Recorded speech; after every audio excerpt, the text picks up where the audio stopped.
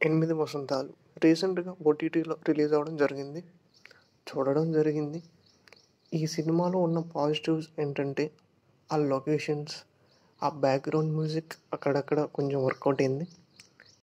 తర్వాత ఆ actress performance బాగుంది అనిపించింది. తర్వాత మిగతావన్నీ ఓకే, అక్కడక్కడ వర్కౌట్ అయ్యాయి అనుకోండి. నెగిటివ్స్కి వచ్చేస్తే చాలా రన్ టైం ఎక్కువ ఉంది అనిపించింది.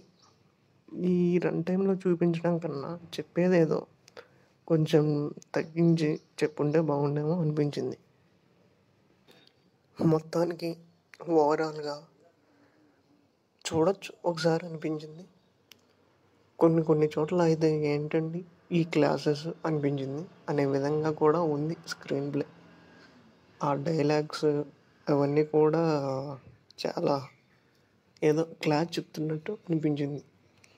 మీకేమనిపించిందో చెప్పండి మరి. ఇలాంటి సినిమాలు వేరే లాంగ్వేజ్లో తీసి ఉంటే ఆహా ఓహో అనేవాళ్ళేమో.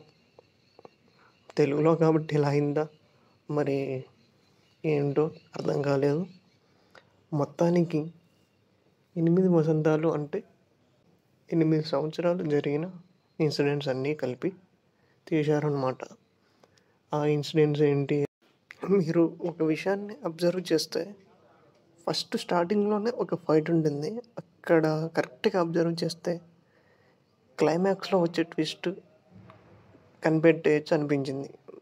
చాలామందికి ఎలా అనిపించిందా మరి కామెంట్ చేయండి. ఈ వీడియో మీకు నచ్చితే లైక్ చేయండి, సబ్స్క్రైబ్ చేయండి.